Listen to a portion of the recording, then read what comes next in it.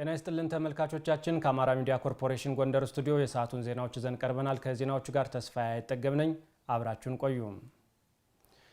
የኢትዮጵያ ሀገራዊ ምክክር ኮሚሽን ውጤታማ እንዲሆን የበኩላቸውን እየተወጡ እንደሆነ የጎንደር ከተማ የሃይማኖት አባትና የሀገር ሽማግሌ ተናገሩ። ለሀገር መረጋጋትና ለሰላም መረጋገጥ ምክክሩ ለችግሮች መፍትሄ መሆኑንም ጠቅሰዋል። ማህደር አድማሴ ተጨማሪውን እንደሚከተለው ታቀርበዋለች።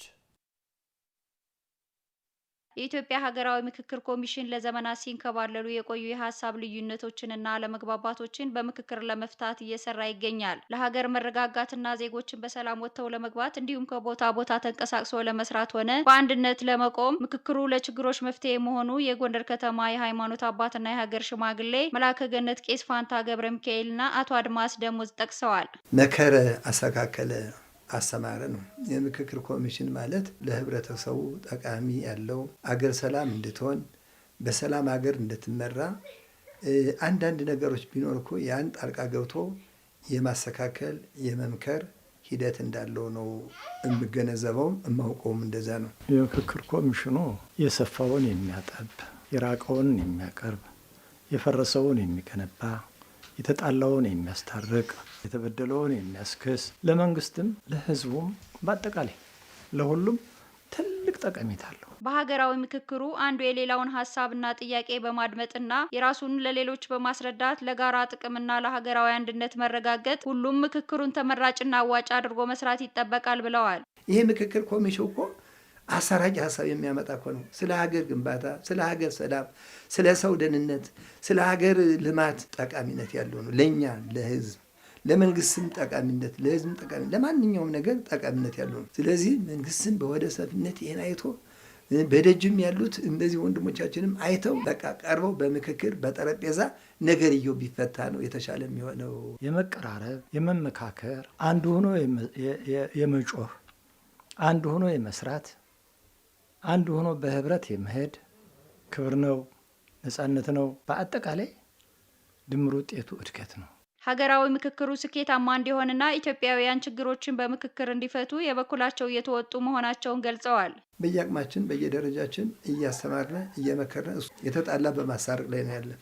አገር እኮ ተጠብቃ የምትኖረው በሽማግሌ ነው፣ በጦርነት በግድያ በርስ በርስ በመጠፋፋት አይደለም። በሽማግሌ ነው ተጠብቃ የምትኖረው ያለና ስለዚህ ይሄን የምክክር ኮሚሽን ተቀብለን እኛም ተግባራዊ አድርገን እየሰራንበት እንገኛለን ማለት ነው። ከኛ የሚጠበቀው ነገር ቢኖር የጎደሉ ነገሮች እንዲሟሉ በአግባብ እንዲቀርቡ ኢንፎርሜሽንን መስጠት ነው፣ ማገዝ ነው። አይዟችሁ በርቱ፣ ጠንክሮ ማለት ነው። የምክክር ኮሚሽኑ ሀሳቡን ይዘረጋል፣ ህዝቡ ይገድፋል።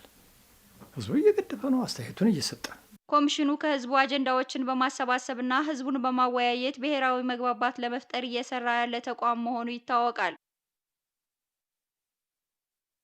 በበጀት ዓመቱ 6 ወራት ከ35000 በላይ ሰዎች አካባቢውን መመልከታቸውን የታች አርማጭሆ ወረዳ ባህልና ቱሪዝም ጽሕፈት ቤት አስታወቀም።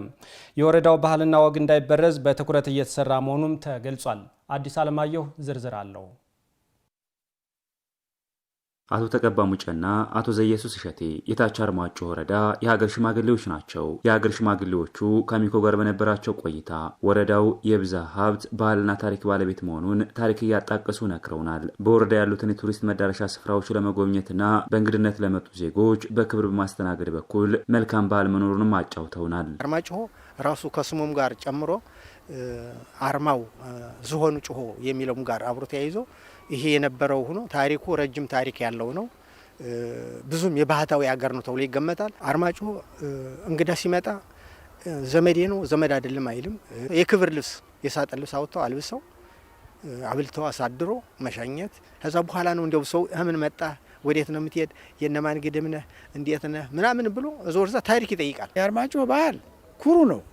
አርማጭሆ ክብር ያለው ነው። በጋብቻ ይከባበራል፣ አበልጅ ይከባበራል፣ እርስ በርሱ ይከባበራል፣ ትልቅ ሰው ያከብራል። በተለይ በእድሜ ምንም ይወቅ አይወቅ ድሃም ይሁን ሀብታም በእድሜ የበሰለን ሰው የማክበር ችሎታ ያለው አገር አርማጭሆ የታች አርማጭሆ ወረዳ ባህልና ቱሪዝም ጽሕፈት ቤት ኃላፊ ምስጋናው ጎሳ በወረዳው በርከት ያሉ ባህላዊ፣ ታሪካዊና ሃይማኖታዊ ቱሪስት መዳረሻ ስፍራዎች መኖራቸውን ጠቅሰዋል። በበጀት ዓመቱ 6 ወራት ከ35,000 በላይ የሀገር ውስጥ ጎብኚዎች አካባቢውን ለመመልከት ማቅናታቸውንም ተናግረዋል። ሞጅና አንድነት ገዳም፣ የየራ ተክለ ሃይማኖት ገዳም በወረዳችን ውስጥ ከፍተኛ የቱሪስት መዳረሻዎች ናቸው። ቢያንስ በዚህ ዓመት ብቻ ከነዚህ አድባራቱ ገዳሞች ለመጎብኘት እና ለበረከቱን ለመካፈል እቅዳችን 40 ሺህ ጎብኚዎች ወደዚህ እንዲመጡ በተለያዩ ገዳማትና የተለያዩ ጸበሎችን ቱሪስት እንዲያደርጉ እቅዳችን ነበር። የእቅዳችን ኦልሬዲ ወደ 35,000 በዚህ ዓመት ጎብኚዎች መጥተዋል ማለት ነው። የወረዳው ባህልና ታሪክ እንዳይበረዝ በትኩረት እየተሰራ መሆኑን የተናገሩት ደግሞ የታች አርማጭሆ ወረዳ ዋና አስተዳዳሪ አስማሪ ዋላሸት ናቸው። ይሄ ባህል እንዳይበረዝ እንዳይጠፋ ባህሉን ጠብቆ በማስቀጠል በኩል እየሰራን ያለንበት ሁኔታ ነው ያለው። ከዚህ አንጻር ወረዳችን ላይ ባህልና ቱሪዝም አንድ ዋና ተግባሩ ይሄ ነው ማለት ነው።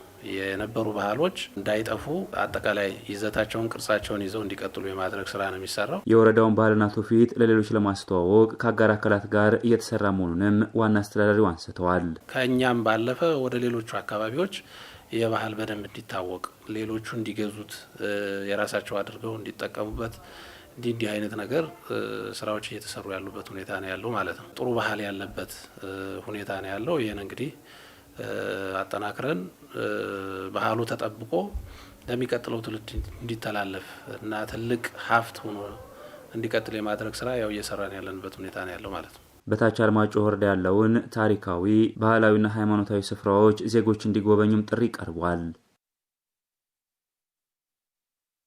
የትምህርት ቤቶችን ደረጃ ለማሻሻል የሚደረገውን ጥረት በሀሳብና በገንዘብ መደገፍ እንደሚገባ በቆላ ድባ ሁለተኛ ደረጃ ትምህርት ቤት ግንባታ የሀብት ማሰባሰቢያ መርሃ ግብር ላይ የተገኙ የህብረተሰብ ክፍሎች ተናገሩ። ማህበራዊ ሚዲያን በመጠቀም ለቆላ ድባ ሁለተኛ ደረጃ ትምህርት ቤት ግንባታ የሚውል ከ10 ሚሊዮን ብር በላይ መሰብሰብ መቻሉም ተገልጿል። ማርታ ዱኛ ተጨማሪ አላት። ለ3 ሳምንታት ያህል ሲካሄድ የቆየው የቆላ ድባ ሁለተኛ ደረጃ ትምህርት ቤት ማጠናከሪያ የሀብት ማሰባሰቢያ መርሃ ግብር የማጠቃለያ ፕሮግራም በጎንደር ከተማ ተካሂዷል። ማህበራዊ ሚዲያን ለበጎ ዓላማ በመጠቀም በጎንደር ቀጠና የሚካሄዱ ማህበራዊ ልማትና የበጎ ፈቃድ ስራዎችን የሚያስተባብሩት አቶ ዘመነ ሀብቱ ትምህርት ቤቱ ከ80 ዓመት በላይ የቆየና ከደረጃ በታች በመሆኑ ተወላጆችን፣ በጎ ፈቃደኞችና ዲያስፖራዎችን በማስተባበር ከ10 ሚሊዮን ብር በላይ መሰብሰብ መቻሉን አንስተዋል። የቆላ ድባ ከፍተኛ ሁለተኛ ደረጃ ትምህርት ቤት የመልሶ ግንባታ በማህበራዊ ሚዲያ የታገዘ ድጋፍ የማስተባበር ዘመቻ የማጠቃለያ መርሃ ግብር ነው። የ3 ሳምንት የማህበራዊ ሚዲያ ዘመቻ ትርጉም ያለው ትኩረት ተሰጥቶ በቀጥታ ህዝቡን በማግኘት ከወላጆች ከተማሪዎች ጀምሮ እንዲሁም በመላው ዓለም የሚኖሩ የደንቢያና አካባቢው ተወላጆች እንዲሁም አገር ወዳድ ኢትዮጵያውያን ባደረጉት ድጋፍ እስካሁን ባለን ዘመቻ ከ10 ሚሊዮን ብር በላይ ተሰብስቧል። እንዲሁም በጣም በርካታ በአይነትና በቀል የተገባ ገንዘብ አለ። በተሰበሰበው ገቢ ደረጃቸውን የጠበቁ ከ30 በላይ መማሪያ ክፍሎች እንደሚሰሩ አስተባባሪው ገልጸዋል። እንግዲህ የ85 ሚሊዮን ብር ፕሮጀክት ነው የሚገነባው። ጂ+2 ህንጻ ሆኖ የትምህርት ሚኒስቴርና የክልሉ ትምህርት ቢሮ ስታንዳርዶች አሉ። በእነዚህ የመማሪያ ክፍል ስታንዳርዶች 32 የመማሪያ ክፍሎች ደረጃቸውን የጠበቁ መጸዳጃ ቤቶች፣ ሻወሮች፣ የአይሲቲ ላብ ያለበት ሆኖ እንግዲህ የሚገነባው ትምህርት ቤት ይህን ይመስላል። ከበጎ ፈቃደኞች ጋር በመተባበር ተግባሩ በተለያዩ ወረዳዎች ተጠናክሮ የሚቀጥል መሆኑንም አስተባባሪው አመላክተዋል። በሁሉም የጎንደር አካባቢዎች ከአንድ ቦታ ላይ የምንቆምበት የለም። ማንደርስበት ቢያንስ በአንድ ወረዳ አንድ ቦታ ላይ እንደርሳለን። ተሳትፎን መሰረት ያደረገ ነው። ቀጣይ የምንሄድበት ወረዳ አሁን ከነበርንበት ወረዳ ብልጫ ተሳትፎ ያደረገውን ወረዳ ነው የምንመርጠው። ምክንያቱም ማህበራዊ ልማት በአንድ አካባቢ ብቻ የተገደበ አይደለም። የትኛውም ጫፍ የሚደረግ የማህበራዊ ልማት የጋራ ልማት ነው፣ የኔም ልማት ነው የሚል አስተሳሰብ መምጣት አለበት። የትምህርት ቤቶችን ደረጃ ማሻሻል የትምህርት ጥራትን ለማስጠበቅ የማይተካ ሚና እንዳለው የገለጹት የምስራቅ ደንቢያ ወረዳ ትምህርት ጽሕፈት ቤት ኃላፊ ዮሐንስ ነጋ የሚገነቡ የመማሪያ ክፍሎች በርካታ ተማሪዎችን ለመቀበል ከፍተኛ አስተዋጽኦ እንዳለው ጠቅሰው ለተደረገው ድጋፍ ምስጋናቸውን አቅርበዋል። ይህ ትምህርት ቤት ከደረጃ በታች በሚባል ደረጃ ያለበት ትምህርት ቤት ነው። ደረጃውን ከማሻሻል ባሻገር ጠቅላላ የትምህርት ጥራትን በማስጠበቅ በኩል የማይተካ ሚና ስላለው እጅግ በጣም ያማረ የተዋበ ንቅናቄ ነው እየተደረገ ያለው። በዚህ አጋጣሚ አጠቃላይ በዚህ ውስጥ የሚሳተፉ ማመስገን እፈልጋለሁ በጽህፈት ቤቱ ስም ማለት ነው። በድጋፍ መርሃ ግብሩ ላይ የተገኙት ወይዘሮ በላይነሽ ገበያው በሀሳብም በገንዘብም የተቻለንን በማገዝ የትምህርት ዘርፉን በመደገፍ የበኩላችንን አስተዋጽኦ ማድረግ ያስፈልጋል ነው ያሉት። ሌላው የመድረኩ ተሳታፊ አቶ ሱልጣን ገብሩ ተቋምን በመገንባት ለትውልድ የሚተላለፍ ስራ መስራት ይገባናል ብለዋል። ክፍተቶች እየለየነ መስራት፣ የአካባቢያችን መቃኘት፣ አካባቢያችን ሲለወጥ ከዛ ቀጥሎ ደግሞ ሌሎች አካባቢዎችን መለወጥ ስለምንችል የአካባቢ ተወላጆች የመጡበትን አካባቢ በተለይ እንደ ትምህርት የተማርንበትን ትምህርት ቤት ያደግንበትን ትምህርት ቤት ያደግንበትን ማህበረሰብ ሳይማር ያስተማረን ማህበረሰብ ማገልገል ግዴታችን ነው። ሁሉም ማህበረሰብ በተቻለው መጠን ሀሳብ ያለው በሀሳብ፣ ጉልበት ያለው በጉልበት፣ ገንዘብ ያለው በገንዘብ የአካባቢውን ተቋም እንደዚህ ማህበራዊ ተቋማት እንደ ጤና፣ ትምህርት እንዲሁም ሌሎችም መሰል ተቋማት ቢገነባ ጥሩ ነው ብዬ አስባለሁ። ምክንያቱም እኛ የምናልፍነን ተቋም መገንባት ግን ለቀጣዩ ትውልድ ሀብት ማስቀመጥ ነው ብዬ አስባለሁ። ለትምህርት ቤቱ የሚደረገው ድጋፍ ተጠናክሮ እንደሚቀጥልም ተገልጿል። ከአማራ ሚዲያ ኮርፖሬሽን ጎንደር ስቱዲዮ ለሰዓቱ ያዘጋጀናቸው ዜናዎች እነዚህን ይመስሉ ነበር። ስለተከታተላችሁ እናመሰግናለን። ከዜናዎቹ ጋር ተስፋዬ አይጠገብ ነበርኩ። ጤና ይስጥልን።